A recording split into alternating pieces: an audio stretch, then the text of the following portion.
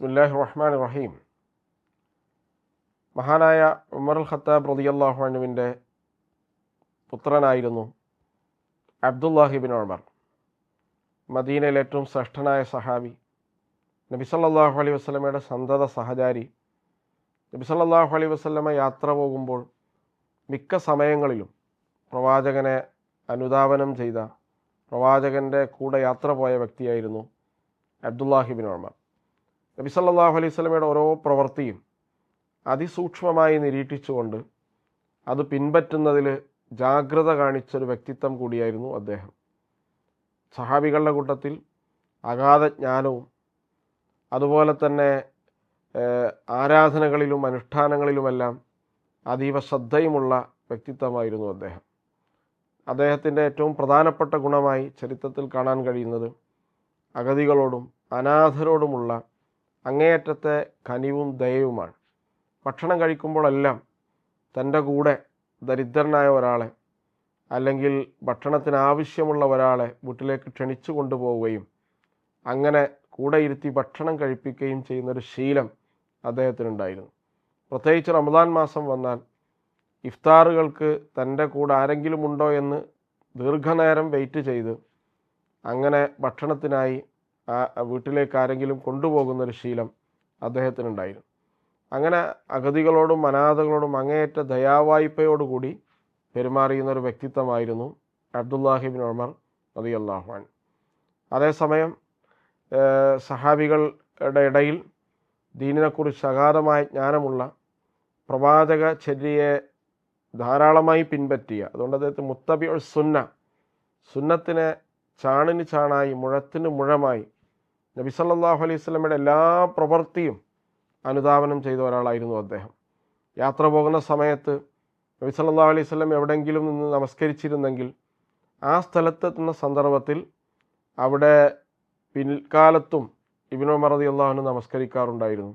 എത്രത്തോളം എന്നാൽ നബി ഒരിക്കൽ യാത്ര പോകുമ്പോൾ ഒരു മരത്തിൻ്റെ കൊമ്പ് തൻ്റെ ദേഹത്ത് തട്ടുമെന്ന് കരുതി കുനിഞ്ഞു പോയൊരു സ്ഥലം അദ്ദേഹം ഓർത്തു വെക്കുകയും പിന്നീട് അതുവഴി യാത്ര പോകുമ്പോൾ ആ സ്ഥലത്തെത്തുമ്പോൾ കുനിഞ്ഞ് യാത്ര ചെയ്യുകയും ചെയ്യുന്നൊരു പ്രകൃതം അദ്ദേഹത്തിനുണ്ടായിരുന്നു. എന്ന് പറഞ്ഞാൽ അത്രത്തോളം സൂക്ഷ്മമായി പ്രവാചക ജീവിതത്തെ നിരീക്ഷിക്കുകയും അത് പിൻപറ്റുന്നതിൽ ജാഗ്രത കാണിക്കുകയും ചെയ്ത വ്യക്തിത്വമായിരുന്നു അദ്ദേഹം. മഹാനായ റസൂൽ സല്ലല്ലാഹു അലൈഹി വസല്ലമയുടെ വഫാത്തിന് ശേഷം ഖലീഫമാരുടെ കാലഘട്ടങ്ങളിലെല്ലാം അദ്ദേഹം മതവിധികൾ നൽകുകയും സൂക്ഷ്മമായ ജ്ഞാനം പകർന്നു നൽകുകയും ചെയ്തിരുന്നു. തനിക്ക് അറിയാത്ത കാര്യങ്ങൾ ആരെങ്കിലും ചോദിച്ചാൽ അറിയില്ല എന്ന് തുറന്നു പറയുകയും അതിൽ മതവിധി നൽകുന്നതിൽ, ഫത്വ നൽകുന്നതിൽ അതീവ സൂക്ഷ്മത പാലിക്കുകയും ചെയ്ത വ്യക്തിത്വമായിരുന്നു അദ്ദേഹം. നബി സല്ലല്ലാഹു അലൈഹി വസല്ലമയുടെ കൂടെ എപ്പോഴും ഉണ്ടായിരുന്നത് കൊണ്ട് ഏറ്റവും കൂടുതൽ ഹദീസുകൾ റിപ്പോർട്ട് ചെയ്ത സഹാബികളിൽ ഒരാളാണ് അബ്ദുല്ലാഹി ബിൻ ഉമർ റളിയല്ലാഹു അൻഹു. ദീർഘകാലം അദ്ദേഹം ജീവിച്ചു. അലി റളിയല്ലാഹു അൻഹുവിൻ്റെ കാലത്ത് മുസ്ലിം സമൂഹത്തിൽ ഉണ്ടായ ദൗർഭാഗ്യകരമായ സംഭവങ്ങളിൽ അദ്ദേഹം കക്ഷി ചേരാതെ മാറി നിന്നു. അത് നമുക്കറിയാം. അബ്ദുല്ലാഹി ബിൻ സുബൈർ അദ്ദേഹത്തിൻ്റെ ഏറ്റവും അടുത്ത ഒരു സുഹൃത്തായിരുന്നു. അബ്ദുല്ലാഹി ബിൻ സുബൈറിൻ്റെ മാതാവായിരുന്ന അസ്മാ ബിൻത് അബീ ബക്കർ റളിയല്ലാഹു അൻഹ സ്വന്തം ഉമ്മയെപ്പോലെയായിരുന്നു അബ്ദുല്ലാഹി ബിൻ ഉമർ റളിയല്ലാഹു അൻഹു കരുതിയിരുന്നത്. അബ്ദുല്ലാഹി ബിൻ സുബൈറിൻ്റെ രക്തസാക്ഷിത്വം കണ്ട് അദ്ദേഹത്തെ ക്രൂരമായി വധിച്ചത് കണ്ട് അബ്ദുല്ലാഹി ബിൻ ഉമർ റളിയല്ലാഹു അൻഹു അസ്മാ റളിയല്ലാഹു അൻഹയോട് ആ സംഭവം പറഞ്ഞ് കരയുന്ന രംഗമൊക്കെ ചരിത്രത്തിൽ നമുക്ക് കാണാൻ കഴിയും. അദ്ദേഹം അലി റളിയല്ലാഹു അൻഹു സത്യത്തിൻ്റെ കൂടെ ഉറച്ചു നിൽക്കുന്ന ഒരാളാണ് എന്ന് ബോധ്യമുണ്ടായിരുന്നു. എന്നിട്ട് എന്തുകൊണ്ട് അലി റളിയല്ലാഹുവിൻ്റെ കൂടെ ചേർന്ന് പോരാടിയില്ല എന്ന് അദ്ദേഹത്തോട് ചോദിച്ചപ്പോൾ മുസ്ലിങ്ങൾക്കിടയിലെ സംഘർഷത്തിൽ നിന്ന് വിട്ടുനിൽക്കാനാണ് ഞാൻ ആഗ്രഹിക്കുന്നത് എന്നാണ് അദ്ദേഹം മറുപടി നൽകിയത്. അദ്ദേഹം നബി സല്ലല്ലാഹു അലൈഹി വസല്ലമയുടെ ചര്യക്ക്, നബിയുടെ ജീവിതത്തിന്, പ്രവർത്തിക്ക്, വാക്കിനെല്ലാം സൂക്ഷ്മതയോടെ കാവൽ നിന്ന ഒരു സഹാബിയായിരുന്നു. ധാരാളം ജീവിതത്തിൽ ഇബാദത്തുകളും ആരാധനകളും അനുഷ്ഠാനങ്ങളുമെല്ലാം നിർവഹിച്ചുകൊണ്ട് അങ്ങേയറ്റത്തെ വിരക്തിയോടുകൂടി ജീവിച്ച ഒരാളാണ്. മഹാനായ ഉസ്മാൻ റളിയല്ലാഹു അൻഹുവിൻ്റെ കാലഘട്ടത്തിൽ ഖാദി സ്ഥാനം ഏറ്റെടുക്കാൻ അദ്ദേഹത്തോട് ഉസ്മാൻ ബിൻ അഫ്ഫാൻ റളിയല്ലാഹു അൻഹു പറയുന്നുണ്ട്. പക്ഷേ അദ്ദേഹം അത് നിരസിക്കുകയാണ് ചെയ്യുന്നത്.